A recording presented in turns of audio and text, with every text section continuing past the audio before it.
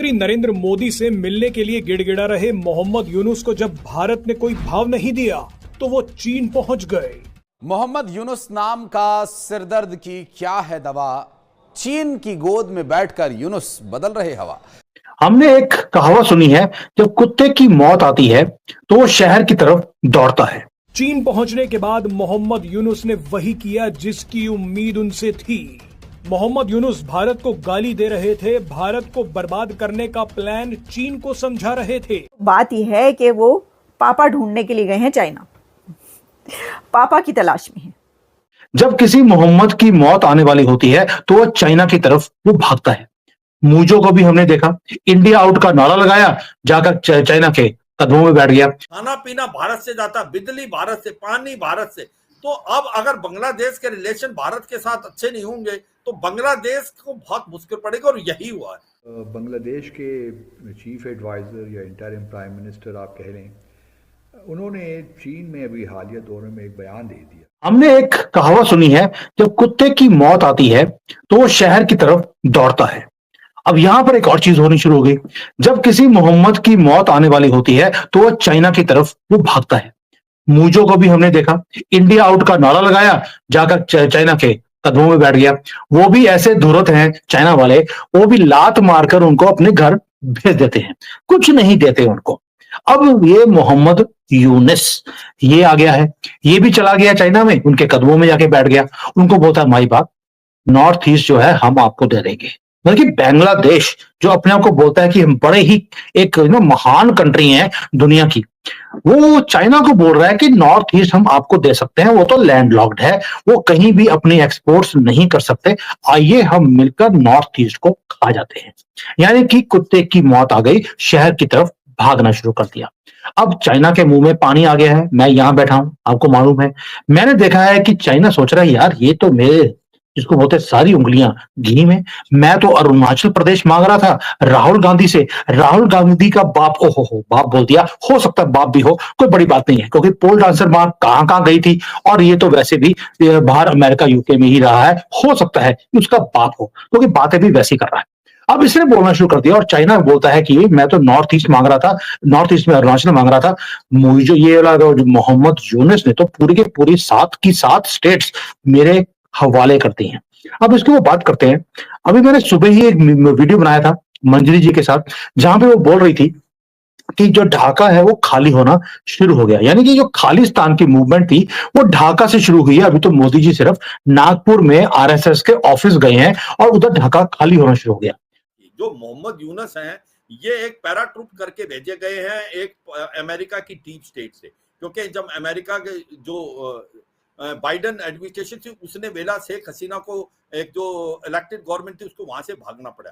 मगर उसको यह समझना चाहिए मोहम्मद यूनुस खुद बांग्लादेश में फेल है।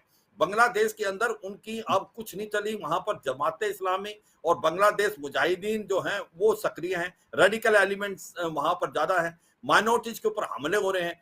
जो बांग्लादेश जिसकी इकोनॉमी बहुत अच्छा कर रही थी, once upon a time one of the fastest growing economy थी, जो कि एक प्रकार से छोटे देश की, और वो अंडर डेवलप से डेवलपिंग कंट्री की तरफ जा रहा था। उसकी टेक्सटाइल इंडस्ट्री भारत से भी अच्छा कर रही थी और पाकिस्तान से तो बहुत आगे थी, और उसका पर कैपिटा इनकम भी भारत से काफी अच्छा होगा था एक वन पॉइंट ऑफ टाइम।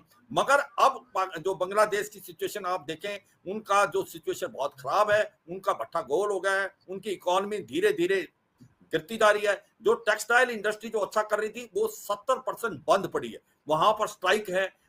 हुआ क्या है कि बांग्लादेश को समझना चाहिए, बांग्लादेश को इंडिया लॉस्ट कंट्री बोला जाता है, क्योंकि 95% जो बॉर्डर है बांग्लादेश का वो भारत से मिलता है। तो भारत से ही यहाँ पर टेक्सटाइल के लिए रॉ मटेरियल जाता था, वो बंद हो गया। खाना पीना भारत से जाता, बिजली भारत से, पानी भारत से। तो अब अगर बांग्लादेश के रिलेशन भारत के साथ अच्छे नहीं होंगे तो बांग्लादेश को बहुत मुश्किल पड़ेगा, और यही हुआ है।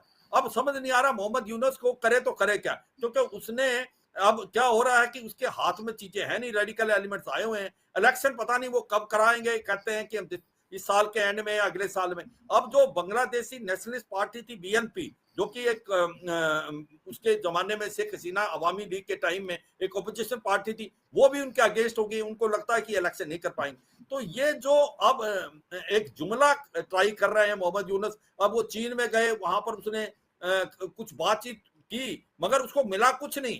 चीन से कोई भी वादे नहीं, क्योंकि चीन को पता है कि मोहम्मद यूनुस का कोई लीगल स्टैंडिंग नहीं है। Mohammad Yunus is not a elected representative of Bangladesh, वो एक प्रकार से पैराट्रूप किए गए हैं, और इसीलिए आप देखें कि कोई एग्रीमेंट चीन ने नहीं साइन किया। अब क्या नरेंद्र मोदी साहब ने यूनुस साहब को इनकार कर दिया, ना कर दिया, उन्होंने कहा फिर असी ना ही समझिए, और जब उन्होंने ये सुन लिया कि हाँ जी तुसी ना ही समझो, तो फिर वो गए हैं चाइना की तरफ। और चीन में उनके कोई 9-10 मेमोरेंडम साइन हुए हैं, और क्योंकि बांग्लादेश की जो सिचुएशन है वो इस वक्त इकोनॉमिकली बेहतर नहीं है, और जो ट्रम्प की तरफ से उनको पहले ही झटका मिल चुका है, देश को इंडस्ट्री उनकी कहा जा रहा है कि नीचे आ चुकी है, पाकिस्तान से बहुत अच्छे रिलेशंस हो चुके हैं, और जहाँ तक ट्रैवल्स का दोनों कंट्रीज़ के बीच फ़्लाइट्स ओपन होने का, स्टूडेंट्स एक्सचेंज या आर्टिस्ट एक्सचेंज का, वो तो बड़ा ज़बरदस्त जा रहा है। लेकिन इकोनॉमी को पाकिस्तान कैसे सही कर सकता है या संभाल सकता है बांग्लादेश की, क्योंकि पाकिस्तान को तो अपनी इकोनॉमी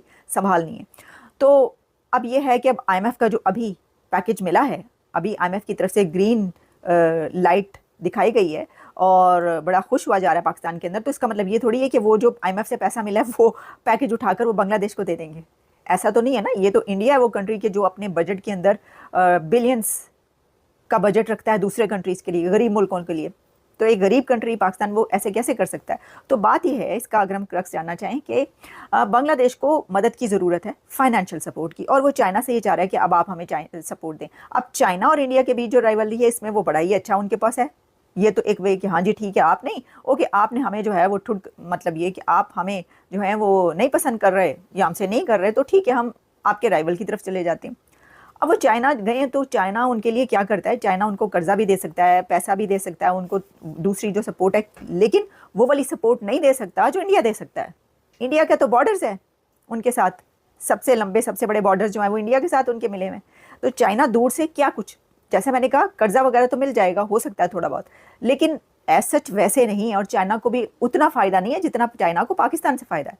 पाकिस्तान और चाइना के रिलेशन से उनकी अपनी जगह। तो ये बात अगर आप ये देखें कि कहाँ पर आकर ठहरती है, तो बात यह है कि वो पापा ढूंढने के लिए गए हैं चाइना, पापा की तलाश में है। पापा की तलाश इस मूवी का नाम रखा जा सकता है। भाई हम नहीं कह रहे, अब हम पे ऐसी नाराज हो रहे। बात यह है कि ये मेजर गौरव आर्या जी ने कहा, वो कह रही है जी जो चाइना के मोहम्मद यूनुस हैं वो पापा तलाश करने गए हैं।